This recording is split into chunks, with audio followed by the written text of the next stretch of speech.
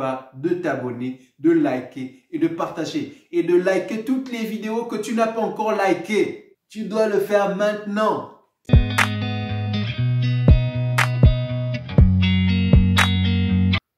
Dans cette nouvelle vidéo, j'aimerais parler avec toi de 6 business, de 6 façons de gagner de l'argent, 6 façons de faire de l'argent. La toute première de façon, c'est la plus basique et je pense que peut-être qu'on serait tenté à tort même de la léser ou de la mépriser. Mais elle a, en mon sens, une façon certes basique mais très pédagogique qui permet justement d'apprendre à faire de l'argent et qui permet surtout de comprendre la valeur de l'argent, juger à sa juste valeur l'argent, mais surtout de gagner en responsabilité, en maturité.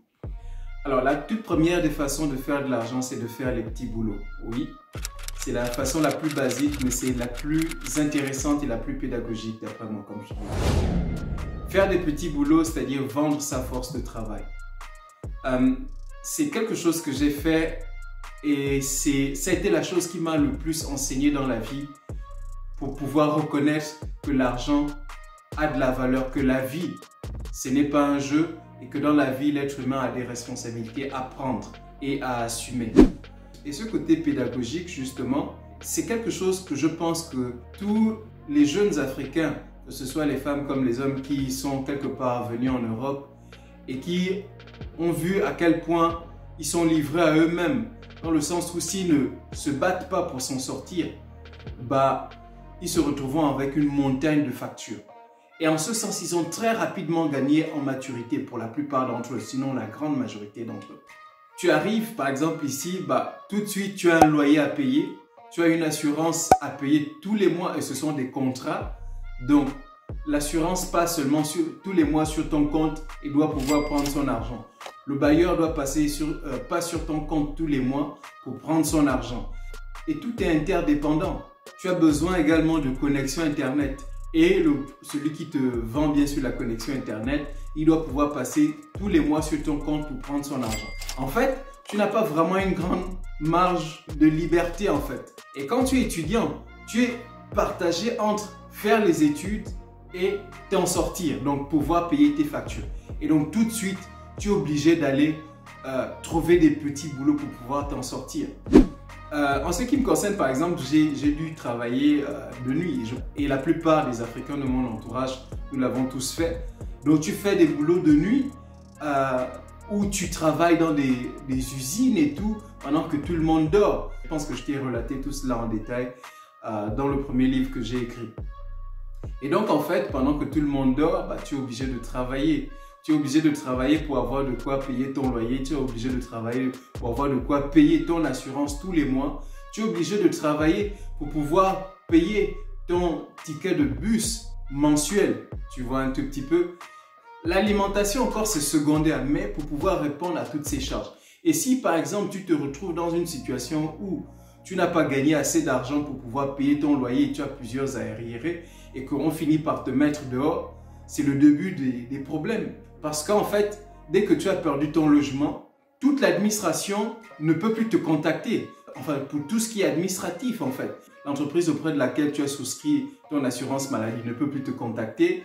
Le service d'immigration ne peut plus te contacter. L'école, donc l'université ne peut plus te contacter. En fait, tu es coupé de tout et de tout le monde. Pourquoi? Parce qu'en fait, tu reçois du courrier tout le temps et tu le reçois ce courrier-là à ton adresse. Et donc, si tu n'as plus d'adresse, tu es inexistant quelque part. Et c'est une situation assez dangereuse, assez dramatique. Je pense que tous ceux qui sont à l'étranger, notamment en Occident de façon générale, je pense, sauront justement corroborer cela. Et donc, du coup, en fait, tu es obligé de jobber, tu es obligé de te battre pour gagner de l'argent. Et tout de suite, tu gagnes en maturité. Et là, tu fais différents boulots. Tu fais de l'aide au déménagement, tu fais pas mal de choses. Tout de suite, tu gagnes en maturité. Tu sens que tu es obligé de te prendre en main si tu veux t'en sortir. Et je pense que c'est le même sentiment qu'ont tous ceux qui sont au pays, tous ceux qui sont sur le continent et qui sont obligés de se battre pour s'en sortir. Encore qu'en Afrique, tu as l'avantage de manger chez papa, de manger chez les tontons, les tantines et chez l'entourage. Mais ici, tu es livré à toi-même. Et comme je te disais tantôt, si tu te retrouves si tu te retrouves à perdre un logement, bah, tu es livré complètement à toi-même. Et si tu as le malheur que ça t'arrive en hiver, tu vas dire, bon, je peux aller chez une connaissance, mais cette connaissance va t'héberger pendant combien de temps? Ici, tout est réglementé, tu vois un peu. Et bon, ça, c'était un autre volet, peut-être qu'on en parlera si tu souhaites justement en savoir davantage un peu sur la vie des frères et des sœurs qui sont dans la diaspora occidentale de façon générale et européenne pour ceux qui sont en Europe.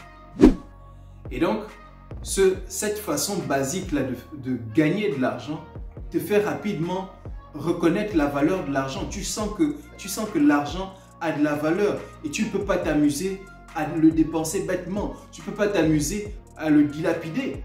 Tu es obligé d'en faire quelque chose de valeureux de cet argent. Parce que tu sens que sinon tu as souffert en vain. Donc en fait, tu apprends dans ta chair la valeur de l'argent. Tu apprends dans ta chair que tu es obligé d'être autonome. Et tu gagnes en maturité, tu gagnes en responsabilité. Et tu es plus équipé à affronter la vie. Parce que ton argent, c'est toi-même qui le gagne pour pouvoir t'en sortir. Ton argent, c'est toi-même qui le gagne pour pouvoir payer des factures. Et donc, c'est en ce sens-là que je dis que cette première façon de gagner de l'argent est la plus pédagogique. Parce que tu apprends véritablement dans ton être la valeur de l'argent et tu gagnes en maturité.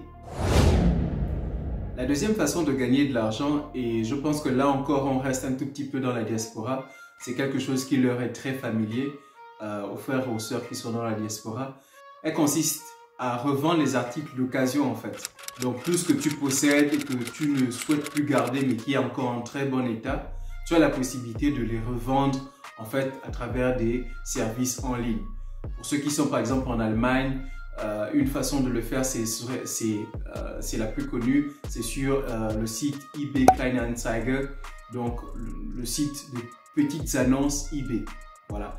Et pour ceux qui sont en France, je crois, c'est sur Le Bon Coin en l'occurrence. C'est vrai qu'il y a d'autres sites, mais ce sont essentiellement les deux façons de le faire. Donc si tu as par exemple une chaussure qui est encore en bon état et dont tu veux te débarrasser d'une certaine manière et gagner un peu d'argent à travers cet article, bah tu la vends sur Internet, tu la vends sur eBay, le site de petites annonces ou alors sur Le Bon Coin. Et il y a des gens justement qui, pour des raisons d'économie ou encore pour des raisons environnementales, vont essentiellement faire leurs courses en s'achetant des articles de seconde main, donc des articles d'occasion. Et en ce sens, il y a aussi une demande dans le secteur. Et donc tu mets tes articles en ligne, si tes articles sont de bonne qualité et que c'est à un prix raisonnable, bah tu les vends quoi. Et puis celui qui est intéressé, soit il paye les frais d'envoi donc de l'article qu'il a commandé, que ce soit une chaussure, une chemise, un téléphone dont tu n'as plus besoin et tous ces articles-là, bah, tu les revends. Personnellement, j'ai vendu pas mal d'articles en ligne après un certain temps parce que bon, tout ça me permettait de gonfler ma trésorerie. Si tu me suis déjà sur la chaîne, tu sais que je suis quelqu'un qui est très focus sur l'épargne et donc tout ce qui peut me rapporter de l'argent, bah, je n'hésite pas à m'en servir pour pouvoir générer justement de l'argent. Et donc c'est une façon de gagner de l'argent très efficace et voilà, pas très fastidieuse et qui te rapporte justement des petits revenus complémentaires ou encore de quoi renforcer ta caisse d'épargne. Comme tu le sais déjà, ce sont les petits ruisseaux qui font les grandes rivières. Donc, toutes ces petites entrées d'argent là te permettent de gonfler ton épargne. Et ce qui est en tout cas ma démarche. La troisième façon de faire de l'argent, et j'aimerais ici à ce niveau te dire que la quatrième est pour moi le top des tops. Je pense que tu conviendras avec moi de cela parce que si tu regardes cette chaîne, je crois que tu cherches le Saint Graal d'une certaine manière pour pouvoir faire de l'argent, pour pouvoir créer une entreprise, pour pouvoir faire grandir ton business ou pouvoir créer une activité qui te génère suffisamment d'argent. Et donc la troisième façon ici de faire de l'argent, et c'est une façon que j'aimerais pleinement exploiter à fond parce que pour avoir déjà mis un premier pas dans ce secteur, je vois le potentiel que cela présente, surtout si tu veux te constituer un certain capital que tu peux rassembler pour ensuite l'investir dans un autre business, par exemple un business au pays, parce que c'est l'objectif de tout cela. il faut que le continent gagne en puissance économique. Donc, il faut qu'on mette en place pas mal d'activités et surtout des activités bien structurées et capables d'employer le plus grand nombre. Donc, des usines et tout ce qui peut contribuer à justement créer davantage de valeur ajoutée. Et donc, cette façon de faire de l'argent là, c'est le trading. Le trading, je pense que je t'en ai déjà parlé un tout petit peu sur cette chaîne.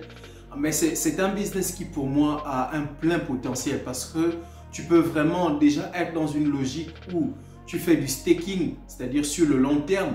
Donc tu prends des cryptos que tu as en amont étudié. Donc tu as étudié, analysé par exemple, enfin pour moi je reste dans le cadre du trading des crypto-monnaies ici. Donc des monnaies que tu as étudiées, que tu as analysées et dont tu peux voir le potentiel. Et tu peux prendre ces cryptos-là et les stocker sur 3, 4, 5 ans, 6 ans. Et puis, donc, rester dans cette démarche-là de staking, donc de stockage. Et quand ces monnaies-là prennent suffisamment de la valeur sur 3, 4, 5 ans, 6 ans, 7 ans, bah, tu peux les revendre au prix fort. Ou alors, tu peux faire du staking à court et moyen terme. À court terme, bah, tu peux faire du staking. Et là, je pense que c'est un staking qui se rapproche déjà du trading, dans le sens où tu prends une monnaie et puis tu analyses le marché et tu la revends en fonction des positions que tu prends sur le marché. Donc, soit à la baisse, soit à la hausse donc, du marché. Et c'est très intéressant parce que tu peux faire des marges impressionnantes. Surtout si tu as un bon capital, tu peux faire des marges impressionnantes. Mais encore une fois, c'est très tentant, c'est très séduisant et c'est ça aussi qui fait que c'est très risqué. Parce que le trading demande énormément de contrôle émotionnel. Parce que le marché est très capricieux, il change très souvent, il est très aléatoire. Et en ce sens, je crois que si tu veux explorer pleinement ce potentiel qu'offre le trading, tu as besoin d'un bon formateur. Tu as besoin de quelqu'un qui te forme très bien et qui te permettra de tirer le maximum de ce business-là en 6 mois, 1 an, 2 ans, 3 ans. Tu vois un peu, pouvoir générer le maximum de capital à travers ce business-là pour ensuite te diversifier à travers le capital que tu auras tiré de là. Et c'est vraiment quelque chose d'assez intéressant. C'est vraiment quelque chose de très intéressant, tellement intéressant que j'ai vraiment envie d'en faire quelque chose en cette année. Mais bon, on verra. Je pense que pour ça, il faut déjà que je trouve quelqu'un de très compétent pour pouvoir me former dans ce domaine-là. Allez, on va passer comme ça à la 4e façon de gagner de l'argent que j'ai envie de te partager dans cette vidéo. Et pour moi, je le disais tantôt, c'est le Saint Graal. Oui, c'est le Saint Graal. Cette façon de gagner de l'argent, c'est de créer toi-même des services et des produits pour pouvoir gagner de l'argent avec cela. C'est tout juste génial. La façon la plus basique de le faire et que j'ai expérimenté d'abord par le passé, c'est en offrant des cours de soutien. Je l'ai fait, je pense, en arrivant aussi ici en Allemagne. J'ai proposé donc des cours de soutien à des petits Allemands et tout cela, en français, en anglais et autres. Et donc, ça permet justement de gagner de l'argent. Mais je pense que pour ceux qui ont des cours de soutien, c'est encore très basique, surtout si tu ne prends pas la peine d'optimiser cela. Par exemple, si tu ne le fais pas à travers un canal comme YouTube, par exemple, YouTube qui te permet non pas de délivrer à une seule cible ou bien juste à un public réduit, mais de délivrer ton contenu à un large public. Certes, ça va être fastidieux, ça va te prendre 6 mois, 1 an, 2 ans, 3 ans pour pouvoir faire énormément d'argent. Mais une fois que le business est mis en place et que ton contenu touche un public cible, si tu veux par exemple donner des cours d'anglais ou bien de français, ou alors des cours de fan ou encore de pounou sur ta chaîne, et c'est gratuit, et ce public qui viendra te suivre, ce public spécifique là, que YouTube va targuer pour toi, donc c'est-à-dire va cibler pour toi et va amener vers toi, bah, ce public va te permettre de gagner une audience qui va te permettre, elle, en fin de compte, de faire énormément d'argent. Après, tu pourras justement mettre en place des services complémentaires. Donc, ça prend plus de temps en couplant des cours de langue à un service comme YouTube, mais c'est plus rentable, j'ai envie de dire, sur le long terme, dans le sens où tu as un public plus large. Tu ne te contentes pas de donner tes cours à 3, 4 ou 5 personnes ou bien juste à une salle de classe. Voilà. Et une autre chose que personnellement j'ai testé et que je trouve super génial, c'est le fait de créer justement donc des produits. Et en ce sens, j'ai créé pas mal de livres. Comme je l'ai dit tantôt, je suis auteur. Oui, il faut être très futé, il faut être très intelligent. Gagner de l'argent aujourd'hui, ça demande vraiment de la jugeote, ça demande de voir, de réfléchir et de mettre en place des mécanismes astucieux qui te rapportent de l'argent. Et c'est en ce sens que j'ai créé donc des livres, des e-books et tout cela pour pouvoir, à travers ces produits et ces services-là, me faire rentrer de l'argent. Et je pense que ces mécanismes-là, à un moment donné, quand tu les automatises, par exemple, la vente de mes livres en ligne sur Amazon, par exemple, je n'ai pas besoin d'être derrière Amazon pour pouvoir faire des ventes. Ce sont les clients eux-mêmes qui, lorsqu'ils découvrent un livre pertinent, qui leur permet de se construire mentalement, de se développer et de mettre en place une activité économique pour leur générer de l'argent, systématiquement, ils vont sur Amazon et commandent ce livre-là, tout simplement. Ou encore, un livre qui leur permet de se construire en tant qu'Africain. Et là, je fais référence, par exemple, à mon second livre. Ou encore un livre qui leur permet de voir comment écrire un contenu en indépendant, d'être un auteur indépendant et de pouvoir s'auto-publier. Et tout cela, tu vois, ça c'est sans assistance. Et c'est en ce sens que je dis que créer en fait des services et des produits, et j'ai envie de dire des services et des produits automatisés, c'est le Saint Graal. C'est ce vers quoi tu veux aller. Et donc, encore une fois, vois comment faire de cette façon de gagner de l'argent le cœur, sinon l'objectif majeur que tu veux atteindre, l'objectif principal. Parce qu'à travers cela, tu pourras avoir la latitude ensuite de te diversifier. Parce que si tu as mis un business qui peut tourner sans toi, sans que tu ne sois derrière ce qu'on appelle se générer des revenus passifs, tu peux te concentrer sur la mise en place maintenant d'une activité économique qui requiert ta présence. Donc, tu peux maintenant construire une activité, donc un business au pays, peut-être dans le domaine agricole, qui est un secteur potentiellement intéressant, surtout si tu fais dans la transformation des produits agricoles. Et là encore, avec des stratégies marketing intéressantes, tu vois un tout petit peu, et tu pourras ensuite te concentrer là-dessus, puisque tu as des business qui tournent sans toi. Voilà. Et la dernière des façons de faire de l'argent que je veux te partager dans cette vidéo pour la clore, c'est en fait être un démarcheur. Waouh! Être un démarcheur, ça demande beaucoup d'énergie, ça demande du relationnel et ça demande en fait de l'ingéniosité. Être un démarcheur, c'est quelque chose qui est très bien connu sur le continent, je pense un peu partout aussi sur la planète. Ce sont en fait des gens qui se rémunèrent à la commission. Ils mettent en relation quelqu'un qui a un produit ou un service avec quelqu'un qui est à la quête ou à la recherche de ce produit ou de ce service. Concrètement, par exemple, tu peux trouver des démarcheurs dans le secteur immobilier. Donc, il y a des gens qui cherchent des maisons et qui, justement, ne trouvent pas des maisons. Et si toi, tu es quelqu'un qui connaît des gens qui détiennent des maisons et qui, eux aussi, cherchent des clients de leur côté pour acheter leur maison, tu mets en relation celui qui est à la recherche de la maison et celui qui est à la recherche du client pour vendre sa maison.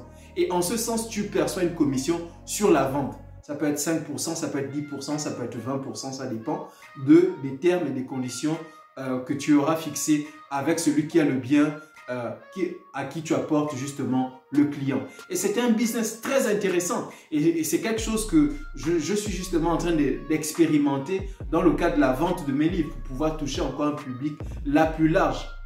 Il y a des gens par exemple qui se proposent de vendre mes livres à leur audience, c'est-à-dire parce qu'ils trouvent le contenu intéressant, ils décident justement de proposer ces livres-là à des gens qui sont intéressés, tout en demandant en contrepartie une certaine commission sur la vente de chaque livre. Et je trouve ça formidable. C'est une façon là de faire de l'argent intelligemment et c'est génial. Et c'est aussi quelque chose que les entreprises aujourd'hui utilisent beaucoup, surtout dans le secteur tertiaire. Les banques par exemple, que ce soit les banques classiques, c'est-à-dire une banque où tu as ton argent, elle te dira par exemple, si tu recommandes mon service à ton ami, donc si quelqu'un vient souscrire dans ma banque, tu perçois 100 €, tu perçois 50 €. Ou alors, si tu recommandes PayPal, pour ne pas citer ici ce service, à quelqu'un, à un ami, bah, tu perçois tant et ton ami reçoit aussi tant, par exemple. Et donc, c'est être dans une posture de démarcheur. Tu identifies là où il y a quelqu'un qui a un besoin et tu identifies là où il y a quelqu'un qui a une offre.